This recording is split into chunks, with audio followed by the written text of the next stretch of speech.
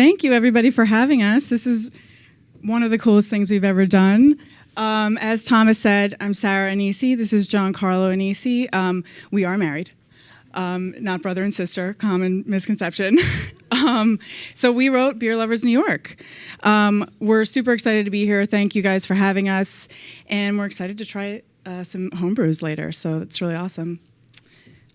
So about last May, we were up in Glens Falls, which is kind of like northern New York near the Adirondacks, in the Adirondacks.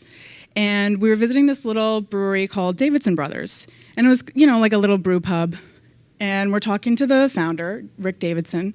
And, there's a lull in conversation, and he kind of turns to me and he goes, "What size are your feet?" So next thing I know, I'm inside the brewing kettle, cleaning the brewing kettle. So then like a month later, we find ourselves 100 feet up in the air in a cherry picker in the middle of the Finger Lakes looking over at what is soon going to be, which you could see here, a brewery called Miles Craft Ales.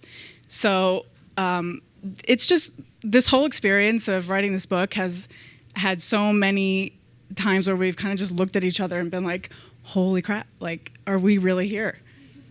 So those are just two examples of that kind of thing. New York State has an incredibly rich beer history. At one time, the state produced 90% of the country's hops.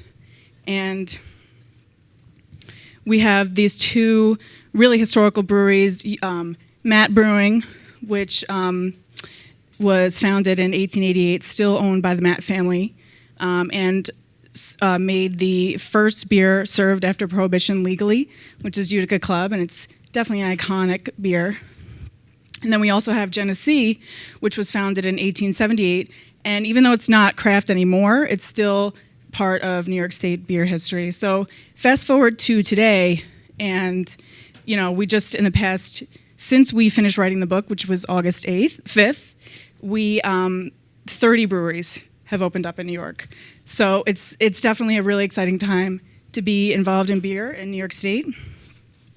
The laws are changing to support this industry, and it's really cool. So how we got this book.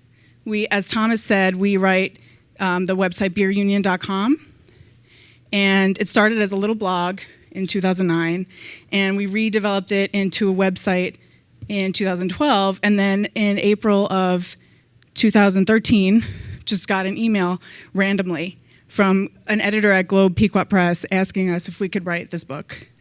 And we were just kind of like, what? Yes, of course.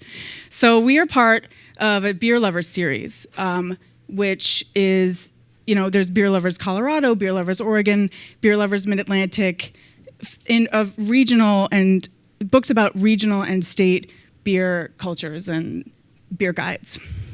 So we are the New York one, and our book is separated by region. It covers the best, not all, but the best breweries, brew pubs, and bars across the whole state. So we separated it. There's New York City, Long Island, Hudson Valley, Capital Region, Northern New York and the Adirondacks, Central New York and the Finger Lakes, and Western New York. So today we're going to talk a little bit about regional trends across the state, and also highlight some interesting and exciting breweries going on. One of the most challenging parts about it was the 4 months that we had and the size of the state.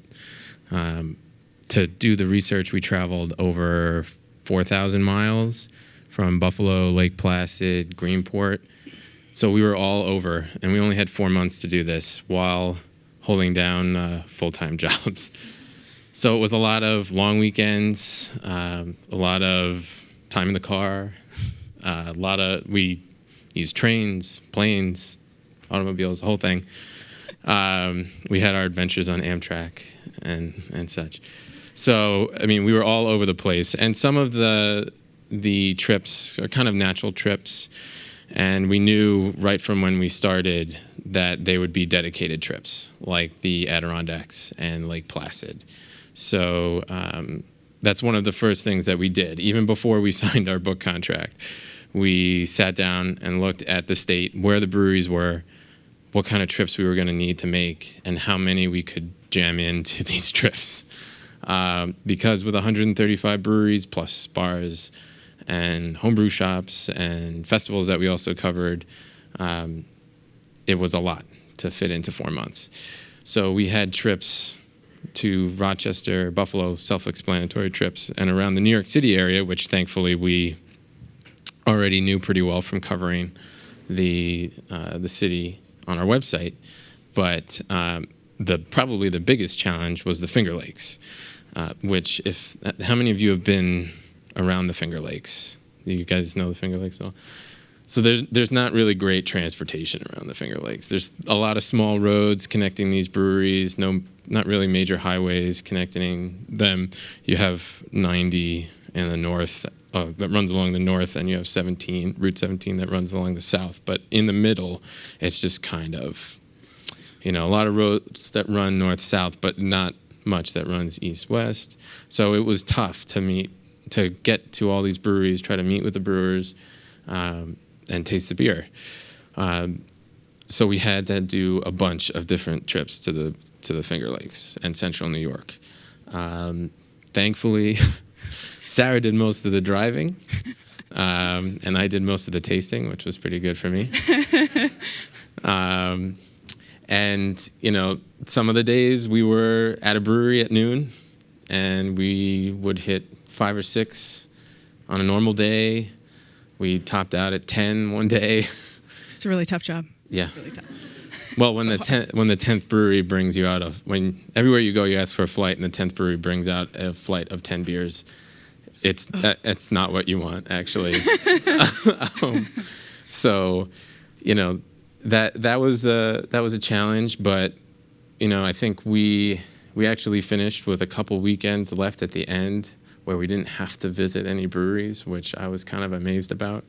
I think we visited our last breweries in the middle of July. It was July 12th. Yeah. We finished at Southern Tier out in Western New York. I'm sure most of you know Southern Tier. And that was a great place to finish it. But, it was a lot of planning, but it was worth it. And because we got to do that, and we surprised a lot of, I think, some people by actually going to visit them in the 4 months, instead of just calling them up. We got to really see what the trends were in the state and how the regions are really different. One of the regions that surprised us the most was the Adirondacks, which, around Lake Placid, they don't really seem to care very much about what's going on outside their bubble. The breweries don't really distribute very far, and they're focused on making classic English styles, Scotch ales, red ales. We had a brewer look at us totally straight-faced and tell us that the hop craze is just a fad. It's going to go away. People will get over it and stop using hops so much, and they'll get back to Scotch ales and brown ales, and they'll just get over it.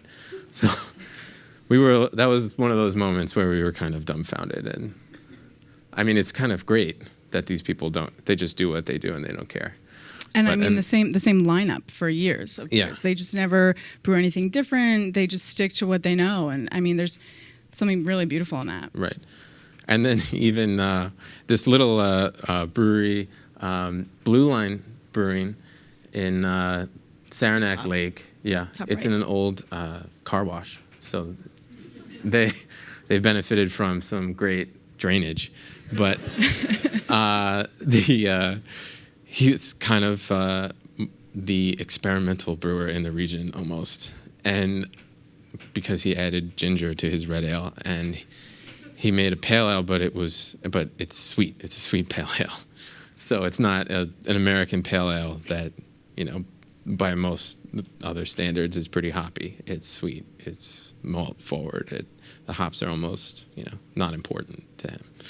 So for him to be kind of the new experimental guy doing that stuff, compared to other regions in the state, it's kind of incredible that there's this feel among pretty much almost all of the brewers feel this way in the area. They've just been doing what they're doing, and they're going to continue doing it. So that's Blue Line on the right. Those two photos, that's the car wash outside, and that's his brew system. And on the left, those are the tap handles at Great Adirondack Pub and Brewery, and the brewer actually carves those. So he does all this woodwork, and it feels really like the Adirondacks. Yeah, we saw a lot of that actually upstate, where brewers, they're brewing and they're making everything else in the brewery. They are working at the bar, and they're making the tap handles and making the food. Yeah. For the brew pub. There was one little brew pub that we went to where the brewer owner, he does everything. He cooks. He does the whole We were sitting there talking to him, and then he took a break to go put some French fries in the fryer, and then came back and talked to us. So it's yeah. So upstate is really different than some of the breweries that you might see down here. The Hudson Valley on the other side is incredibly creative. The Newburgh Brewing kind of, we thought, encapsulates a lot of the range of the state, while they're making things like English style bitters that are nice and sessionable. They're making cream ales, kind of classic styles. On the flip side, they make some crazy stuff. They made this beer called Cafe Sour that we had when we were up there. And it's just kind of bizarre. But delicious. Yes. So it's sour, it's tart, it's, got a light body, and it's refreshing. But they used Ethiopian coffee and geisha root in it, and the aroma it smells exactly like coffee. And flavors or aromas that you might associate with a stout or a porter. And then you get this really tart beer coming after it. And it's a little confusing, but wonderful. And so they're doing that, and they're barrel aging and trying out different yeasts. Peekskill Brewery, which you see there on the bottom left, is really easy to visit from here. Actually, it's right across the street from the Peekskill train station, and they've got one of the first cool ships in New York State. So they cool beer in an open vessel after it's been brewed, and they're brewing things like Simple Sour, which it's corn and wheat based, and also really sour, tart, refreshing, great for summer type of deal. And they brew a beer called Amazeballs, which is like an IPA with all of the aroma and flavors, but without the bitterness, because they just didn't really use much bittering hops at all. So they're really trying to find new ways to do interesting things, change things up. And then they have little guys like Sloop Brewing, which you may have heard recently. They're expanding, but they started out in a garage and with selling a peach Berliner Weiss at farmers markets. So there's kind of the Hudson Valley for us really kind of showcased the wide variety of what's out there, the creativity. Really pushing the boundaries. Yeah. So, and then in New York City, I'm sure most of you have been to visit some of these breweries, but New York City it has kind of a weird brewing scene because of the space issues and the costs associated with being here.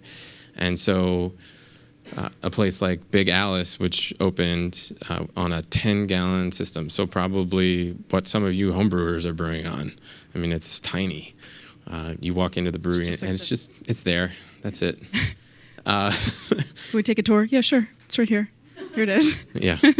So, that they started on that. They're moving to a 5-barrel system soon, but they're brewing with kind of wild, wacky things like kumquats and jalapenos and teas and all kinds of different things. We hadn't heard of some of them before.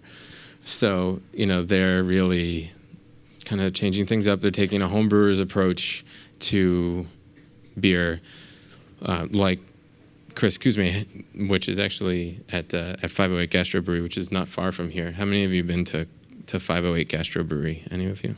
It's in Tribeca. Yeah. Some people. Yeah. This is a picture of his brewing system on the bottom right side. Right. It's a small 2-barrel homemade system. It's in the basement of this Tribeca. It's jammed into restaurant. to the basement of a restaurant that's been made into a little, brew pub.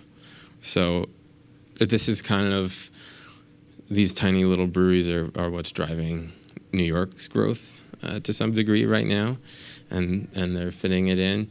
But we're also getting some of these mid-sized brewers that are brewing on 15-barrel systems, like Sam Richardson at Other Half. That's him. Who's pictured here. Top right. Yeah. He's brewing almost exclusively West Coast style IPAs, so the complete opposite of the Adirondacks. All you taste is hops when you go in there and when you come out of there. It's good. It's a lot of hops. Yeah, it's a lot of hops. You can't really taste much else after, though. So New York City is seeing this boom, and a lot of it is happening out in the outer boroughs. Finally, all of the boroughs have a brewery. Flagship Brewing just opened on Staten Island. The Bronx got Gun Hill in February, and Bronx Brewery is finally going to be opening hopefully later this summer. So and Queens, like Big Alice Brewing and Transmitter Brewing and Single Cut, they're just Queens is the fastest growing in terms of breweries. They just keep adding them. I think like 5 or 6 in the past 2 years even. Yeah. Breweries. Yeah, so the New York City kind of landscape of beer is really changing a lot.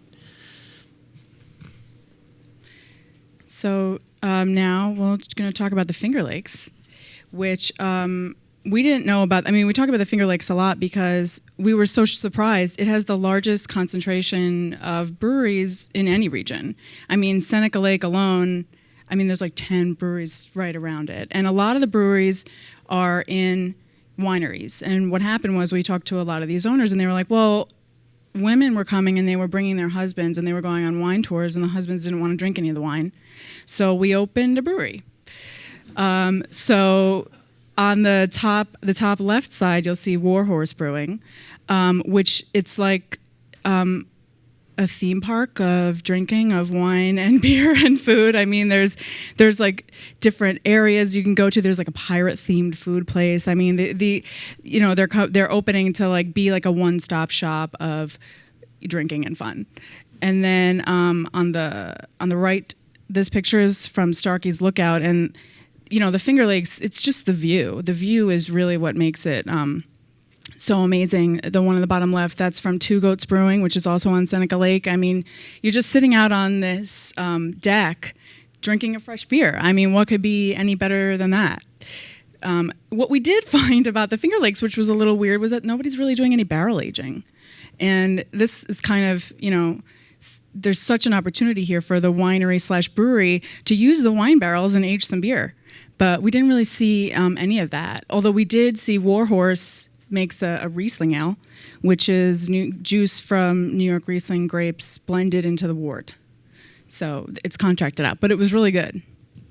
And a lot of those Finger Lakes breweries, they're contract brewing at regional breweries in New York State, mostly. So I think they're kind of catching up a little bit with maybe they want to have a brewing system or not, but they're not quite there yet. So that brings us to Western New York, which is on the left, that's Community Beer Works, which is in Buffalo. And on the right, on the top is Rock Brewing, and on the bottom is Rohrbach Brewing, both of which are in Rochester. And interesting thing about Western New York is that they don't really care what's going on in New York City. I mean, they associate way more with Toronto. It's closer. They're in their own little world of, we're going to make really great beer, and we're just going to have it around here. We're not going to send it off to New York or to New York City or really. I mean, they're making some really amazing beers, and I don't know about you guys, but we grew up on Long Island and we live in New York City now. So we kind of felt like we have everything we want here in New York City. What do we need to go to Buffalo or Rochester? I mean, let me tell you that this book I mean, we couldn't have been more wrong. I mean, the beers at Community Beer Works, they're so great. I mean, it's just so worth the trip to Buffalo or Rochester just to taste some beers. It was a really eye-opening experience for us. So then we have Long Island, which is all the way on the other side of the state, particularly Greenport. This picture on the left, the bottom left, is of the view off Greenport Harbor. And Greenport is really representative of what's going on Long Island right now, which is growth. Long Island beer, so many breweries are opening, and they're getting bigger. Greenport just last week, or 2 weeks ago? Last week, opened up an expansion in Peconic, which will increase their beer output to over 25,000 barrels from just over 3,000. So it's really a lot of excitement and growth going on Long Island. And one thing that the Long Island brewers are is they're very collaborative. So on the top left, that's Barrier Brewing. And Barrier kind of made news in a bad way by being the entire brew house was destroyed during Hurricane Sandy. And at one point, I mean, we didn't know if they would ever open again. They didn't know if they would ever open again. But the Long Island brewers really kind of banded together behind them. Blue Point invited them all over to do a collaboration brew, and they raised almost $30,000 to rebuild. And now they opened a new tap room a couple of months ago. There's really a lot of collaboration and community going on with Long Island beer. So when we got this assignment, I thought, you know what, no big deal. It's 4 months. There's 2 of us. We could do all this traveling and all this writing, and it's not really going to be so hard. Well, was that wrong? I mean, my God, it was like a lot more work than we even thought. And, you know, we had a couple of challenges along the way. We changed our editor. Our original editor left, and another editor came in, and thankfully, she was as excited about the project as we were, so she really pushed it through. But, I mean, we had heard horror stories about people changing their editors and their project just kind of like fizzling out. So since this is a guidebook, so I really wanted, I should say that a lot of people ask us how we split up the work. And naturally, Giancarlo loves planning trips and traveling, and I don't like to plan things. I just like to go on trips. So he did all that, which was really great. Just totally naturally, that kind of went to him. And since I have a background in journalism, I sort of took over the whole making the book cohesive. While we both wrote pretty much equally, I mean, it's split up into different sections for each brewery, brew pub, and bar. So we wrote about half and half, but I took it upon myself to make sure the book had like a cohesive voice. Because it is a guidebook, and because people, you know, could kind of write it off as, oh, you know, I'll just, you know, find that on the internet. I, you know, really wanted it to have a personality. I really wanted people to feel the enthusiasm and the excitement that we had when we were visiting all these places, and to inspire people to go visit their tiny little brewery in the Adirondacks or in the Finger Lakes, and just see what regional beer in New York tastes like, because we do live in New York City, and it's easy to just feel like we can get whatever we want. So yeah, that's what, I mean, I hoped to infuse this beautiful feeling that we had about New York beer in this book. And one thing that, you know, we're originally from Long Island. We live in New York, so we feel like we do feel a connection to our state. But heading upstate and exploring all these different areas, we really kind of got to know the state so much better. And breweries are a great way to learn a place and know what people are like, and talk to people at the brewery or the brewers and see what it's like where they live, or, you know, you really get like a cross section of locals sitting at the bar when you're at a brewery, and you know, you talk to some of them and you kind of get a feel of what this area is like. Are people really coming to this one brewery every week, or are they going to a lot of different breweries, or are they going to a bar instead? It's a really interesting way to learn about a city or a region. Yeah. And you know, this kind of project, we really the fact that the New York beer writing community is so supportive and so amazing. I mean, we couldn't have done it without our fellow authors, in particular John Hall, who wrote the American Craft Beer Cookbook, and Josh Bernstein, who wrote the Complete Beer Course. I mean, this is our first book, so we were in totally new territory, and these guys really took us under their wings and just were so generous with advice and information, and look out for this or make sure about this. And so we did have a lot of help, also from Seamless, because we never would have made it through that last week if we didn't have food delivered. We were pretty much just bunkered down, writing, holed up in our apartment. Yeah. And so, now that we've gone through this whole experience and we traveled all over the state, we met all these people, we drank a lot of beer. We think New York State has a really special place in what's happening in beer right now. The country in general is excited about beer, and there are new breweries opening almost every day, it seems like, across the country. But New York in particular, I think partly because of its brewing history, its agricultural history, and where it's headed, really has a special place in that. When we started, there were 130 breweries last year. Now there's 165.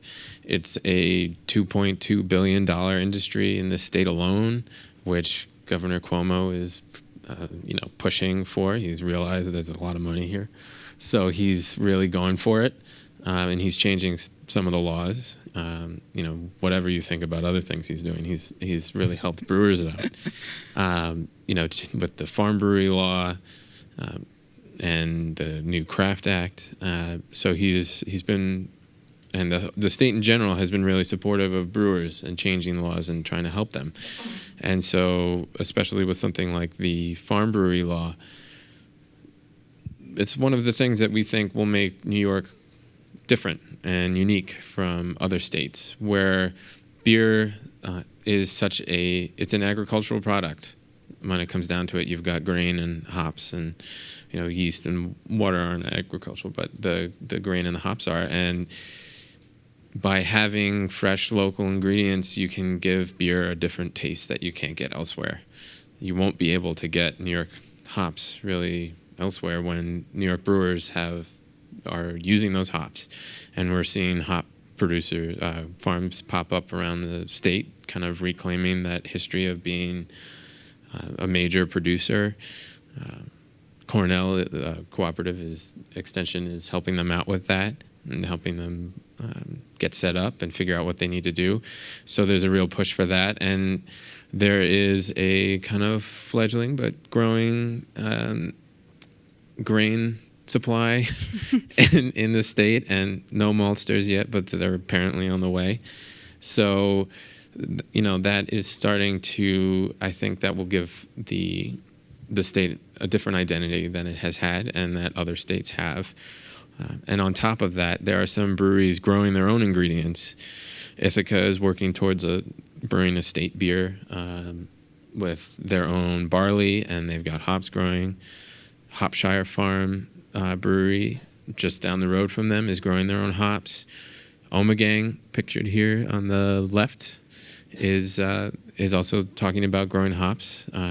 So there's a lot of push towards making this a local ingredient that is specific to New York that you can't get elsewhere.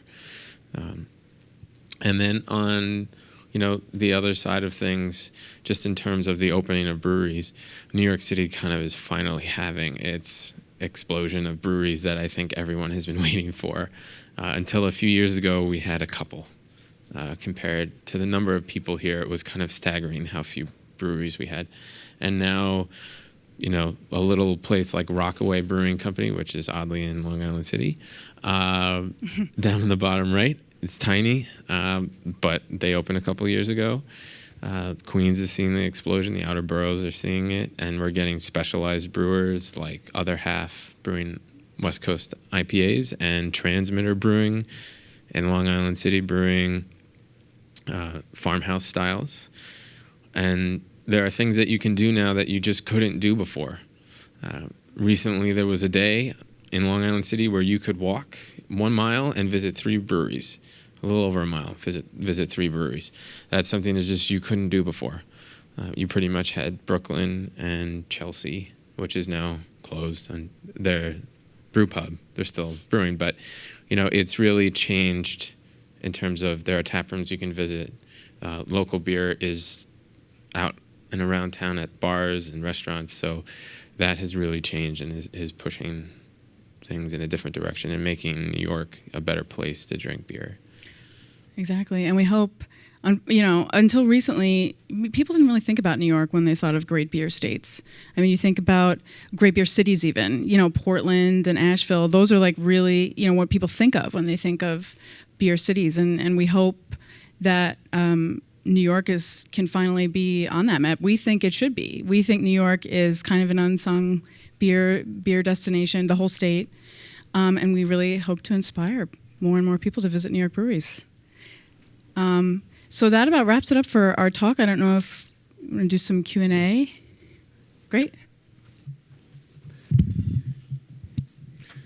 So I'll start with a question. Go. Do you see any common trends in the people that are opening up these new breweries?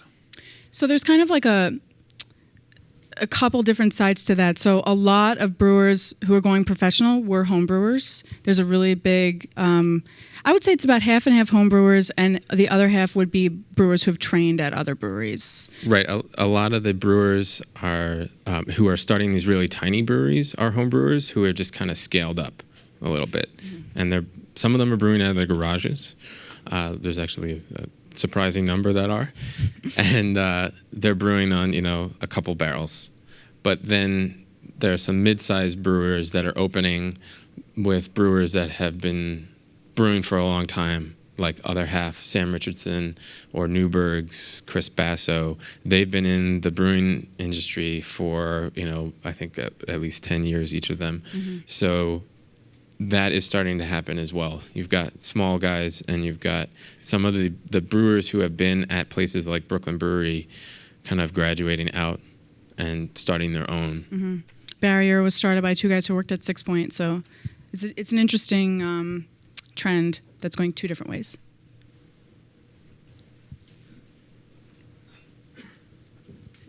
So I wasn't familiar with that farm brewery law you mentioned, but I looked it up while you were talking.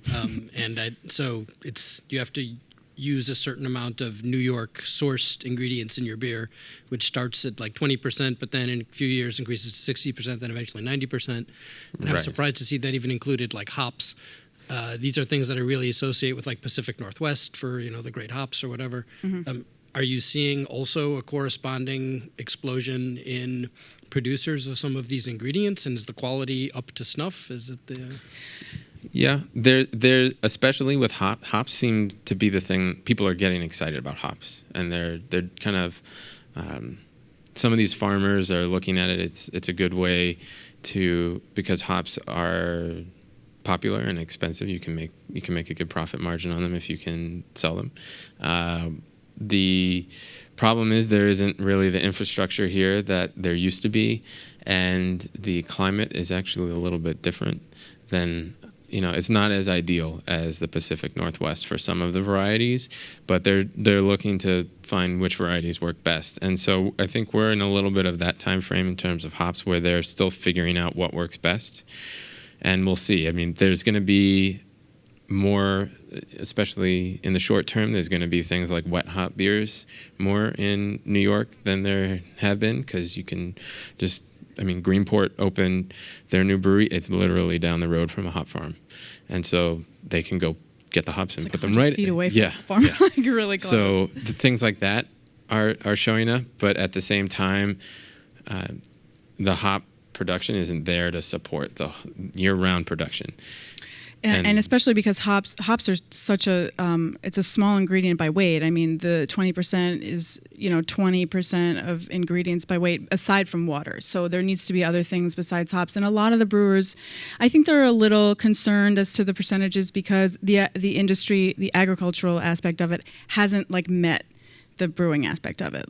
Right. So I think, there's some like there are a couple maltsters opening up, and there's some grain being grown. We've heard a good amount about rye being grown in the state, not really as much barley.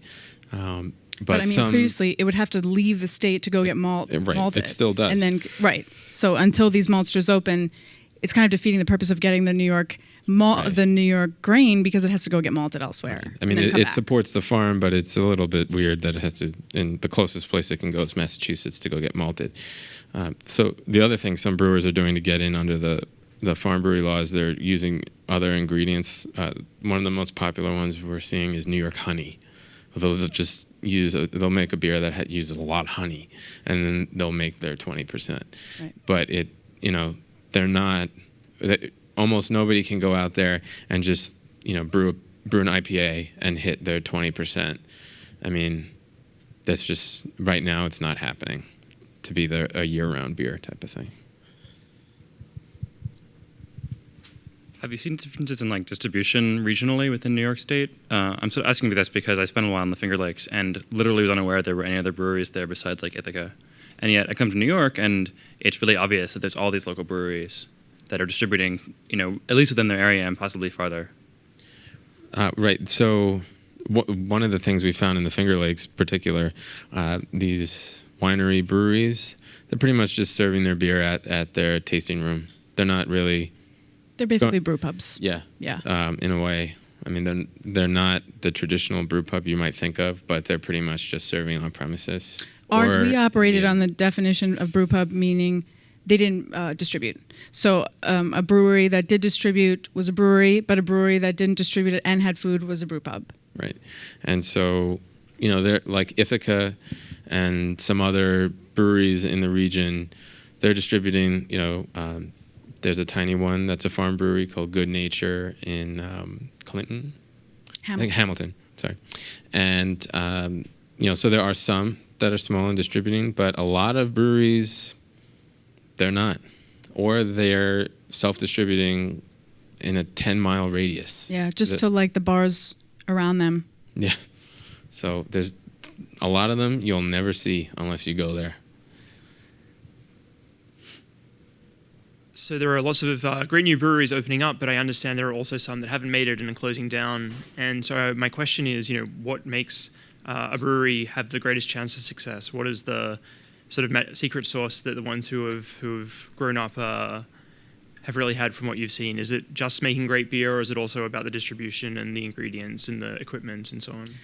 Well, I think it definitely starts with making really good beer. But there, we all know of some breweries that aren't really making great beer, but still kind of hang around.